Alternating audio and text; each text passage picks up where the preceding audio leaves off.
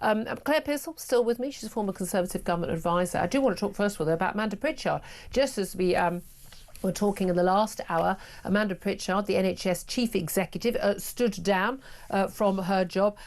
She said that it had been a hugely difficult decision for her. I mean, yeah, not a difficult decision for us because we're absolutely thrilled that she's gone, because she's an absolute paper-pushing, time-serving, nothing bureaucrat who's just like a nodding head, and who, given her role, she took on the role in 2021.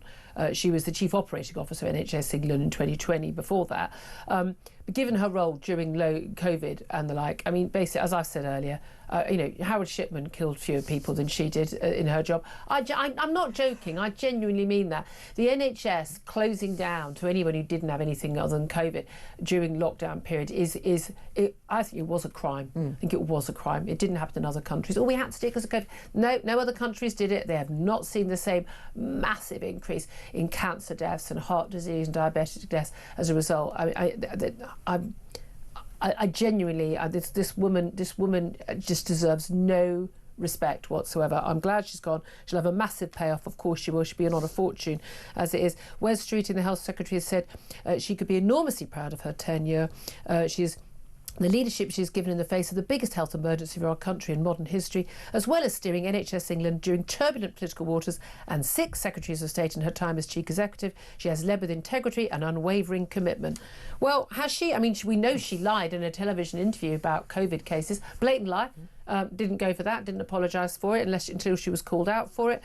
But also, I mean, she's a woman who's been there in power in the NHS, while we've had a massive increase in NHS funding and no increase in productivity. The productivity of the NHS has gone down in that time. Fewer operations, fewer things being done with more money and more staff. That doesn't strike me as someone who's been a good leader, who should be proud of her tenure. No, she's been heavily criticised in the past couple of months by 2 select committees in the House of Commons. Now, these are cross-party, so this isn't a party issue, but the Health Select Committee and the Public Accounts Committee have both said that they were not convinced she was the right person for that job. Yeah. That tells you something. That's code for you're bleeding useless, love. Exactly. She had a meeting yesterday with the Health Secretary Wes Streeting, and today she has issued that statement. And she's decided to go. Yeah. I mean, you were pushed, love. I mean, all credit to Wes Streeting. You got rid of her. Well done. Well done. Because these people, you just have to look at her. Just look at her smiling face. I'm telling you, these are the people who run pretty much everything in our country. Unaccountable, unelected, highly paid nothings who achieve nothing. Maybe Wes Streeting basically said to her, Elon Musk style, Doge style, Department of Government Efficiency, what did you get done last week, Amanda Pritchard? Other than failing to save lives, bring down waiting lists, improve productivity, hire more staff, to carry out operations and care for patients, as opposed to wear little rainbow flags and lanyards and talk about net zero and diversity at work, which is what the NHS is constantly hiring people on, 60, 70, 80 grand to do those jobs, but apparently can't find a nurse to do the job. Maybe she designed some new lanyards for people. She probably genuinely should be more used to doing that. Maybe she embroiders them herself. Do you think? Bye, Amanda. Thanks for coming. It's been really great. Bye. Why don't you go off to a consultancy job where you're paid 250 grand a year and be useless doing that? By the way, we'll be paying her salary doing that as well. I guarantee you in the next year she'll be being paid a massive 6-figure salary for doing absolutely beep all again. But at least you won't be running the NHS. So all credit to Wes Streeting on that. Do you feel it's personal? It is so personal. I loathe these people. I just don't think you should do a job like that unless you're going to try and do it well, to the best of your ability. That is a job that is a life or death job. If you are good at that job, you save lives. If you're bad at that job, you cost lives. I don't know how these people look themselves in the mirror. I really don't. 3.5 years as well. She's been doing useless. But there we are. Right, let's talk about the energy price cap. Up 6.4%, an extra £111 a year on the average bill. Council tax going up. again, people touting inflation falling. Inflation is still going up, but we've still got prices going up. Yep. You get less in your supermarket trolley for the same amount of money. All your other bills are going up. Water bills going up. I say council taxes. I mean, I think, basically, squeezing until the pips squeak. It really is getting bad. And Ofgem this morning, we talked about it earlier, the Ofgem man who's out and about, Tim Jarvis, pontificating on air, talking about how he supports the government's net zero energy policy, even though it's an electricity policy, not energy, for 2030, and saying how more renewable energy will help bring our energy bills down. Well, given that 95% of us heat our homes using gas, and the reason why the energy bill has gone up is because there's a shortage of gas because there's been increased demand because it's been cold. Shock. And I know, it's mind-blowing, isn't it? And we haven't got as much gas because we haven't got all that Russian gas anymore, and we don't produce as much, and neither does the rest of Europe. And we're about to concrete over our gas fracking wells because we're insane in this country. But apparently, if we just ordered more wind turbines and solar panels from China, where they use coal in their factories to make it, then our bills would go down. I don't know why he thinks this, but I think we need to send in the men in white coats. I think we do. I think we need to go and give him a sort of tick sheet of things that don't happen. There's a solar farm application down the road from where I live, which is causing a lot of problems, and I hate it and I want to oppose it. I think it's awful. None of that electricity will feed the local area. Absolutely none of it. Also, none of that is going to heat my gas boiler. Exactly. Because shock horror, it's a gas boiler. Again, all these people, do you have your heat pump? Do you have a heat pump? Have you got solar panels on your roof? Of course they haven't. I mean, we're not technically allowed even a sky dish on our roof because we're in a conservation area. Yeah. Oh yeah, let's put a load of solar panels on. I'm sure that'll go down really well. And again, I live in a flat. Lots of people like me live in flats. I don't own the roof. I can't just put I literally don't have a roof. Where am I putting my solar panels? I'm just going to wander around with them on my arms and just hope I pick up a bit of sunshine. Yeah, put it By on the way, car it's not outside. been that windy. No wind, not getting any.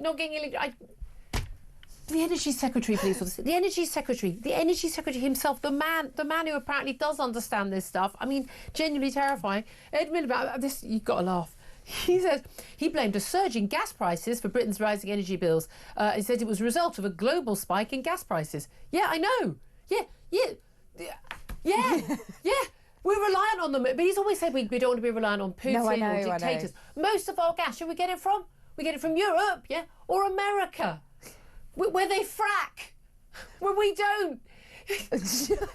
I feel like I'm going to explode. Well, that will produce some heat some in energy. I mean, genuinely, it's like they can't add up. You're sitting there going, 2. Keep up with me, Ed. 2 plus 2.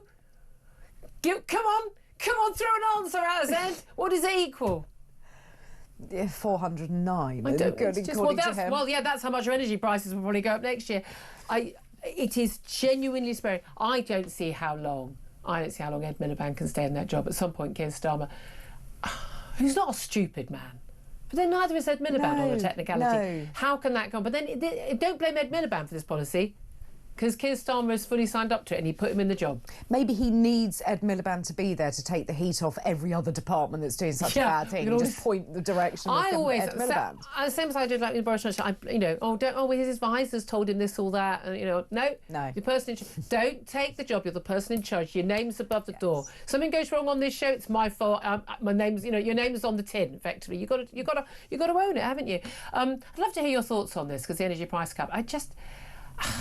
Can you afford another £111 on your bill, plus your water bill going up even more as well, and your council tax? My God, if you're in Birmingham and a few other areas, you're seeing council tax go by hundreds and hundreds. Give us a call, 0344 499 1000. You can text the word TALK and your message to 87222. You can also send us a message on X at TalkTV.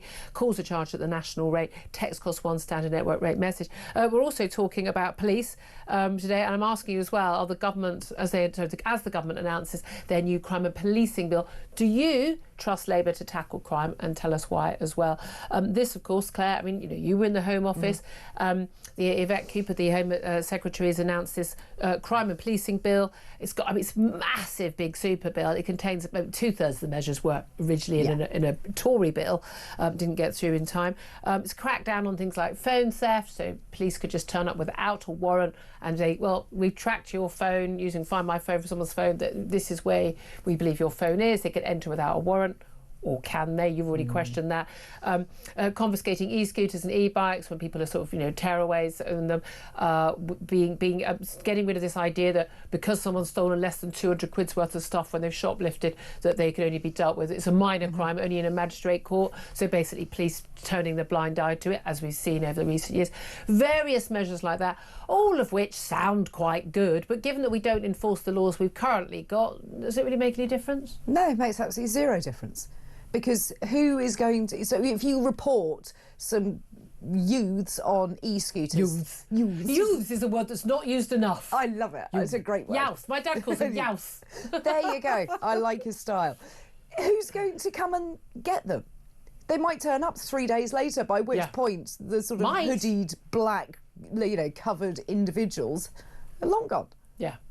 They're all wearing black puffer coats and black jogging bottoms and face coverings. Very crucial that the police turn up in the instant. Again, everyone I know can cite examples where nothing is done for a long time, and because it's happening on such a grand scale. But again, this is the thing. But it's only a few people carrying out these crimes. When they did that experiment, the bike being and deliberately, they knew it'd be stolen because they all are, basically outside Scotland Yard in London, and then they call the police and want to see what actually happens. But again, when they actually did, the guy who actually stole it got him on camera. When this guy was actually prosecuted, what a surprise! Part of a gang of people, and what a surprise they got a few people, and pretty much bike thefts in the area disappeared for a while.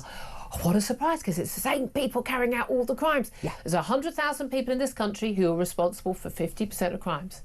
Get them behind bars, then let's start from there. But this is the key thing. There's nowhere to put these people. We've got a policy on one side, the Justice Secretary basically saying we're going to put fewer people behind bars, certainly small, short sentences. I mean, again, if the problem is short sentences, give them long sentences is my answer. I genuinely, I've said this to... I said this to Tony Blair, I said this to David Cameron, I've said this to every Prime Minister I've ever interviewed, say, we can't put more people behind bars, we don't have prison space. Build more prisons. They've said, it costs money. Put my taxes up. I think if you said to people, would you like to see more people go behind bars and lower crime, feel safer on the streets and know that people are dealt with and that punishment will come after a crime, would you pay slightly more tax? I know that 90% of people in this country would say yes. Yeah, the problem is that nobody wants that prison then built anywhere near them. Well, so tough. Tough. Let's build it, put them in. If they're behind bars and very big fences, then there is that, isn't there? Let's also go back to Donald Trump touting peace in Ukraine within weeks after his during his meeting with Emmanuel Macron yesterday. I thought Emmanuel Macron was quite brave, actually. I mean, you shouldn't be brave, but when Donald Trump keeps saying, America spent all this money in Ukraine, we spent twice as much, and actually the money that Europe has given is basically, it's all loans, you're getting the money back. Again, just simply not true. It's among the many things that Donald Trump says that just aren't true.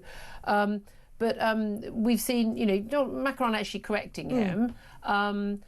Keir Starmer's going on Thursday. We're told by Trump that he could bring peace within weeks. Said that Zelensky's going to come. They're going to have this talk about these mineral rights. Keir Starmer's going to make a statement in the Commons today around 12:30 on defence and security ahead of his meeting with Trump on Thursday. What do you make of where we're going with this? I think there will be some arrangement with the US taking the rare earth minerals out of Ukraine, and that will help security in the region to an extent, because I think you're going to see if US interests are there, then safety is going to be a massive concern. But I still don't entirely trust Putin and his lackeys to uphold their side of any bargain. I really don't. But Donald Trump says he trusts Putin, and he refuses to use the words dictator about him, even though he referred to Zelensky, who's a democratically elected prime president, as dictator. Yeah, and do we believe Donald Trump? Because he seems to change his mind on the Tuesday as to what he's going to say on the Thursday, and by the Friday, then you're on a different subject. I think an awful lot of Western leaders are just desperately trying to sort of just persuade him and cajole him into their way of thinking. I mean, we know what Putin's going to do. We know he's going to rebuild and he's going to keep going for more territory because it's what he does. Yeah. And it's literally what he said he'll do. I don't know why people... It's all these people who were surprised. I had a report yesterday when they were doing the 3rd anniversary of the Ukraine invasion, who surprised everyone. I mean, I remember saying to my team, he's going to invade tomorrow. can make sure we've got lots of Ukraine. It was very obvious he was going to Ukraine. You know when he said he didn't believe it was a nation state and it should be Russian. When he put 120,000 troops in tanks on the border, I think there were clues. It wasn't decoration, was it? I think there were clues. Anyway.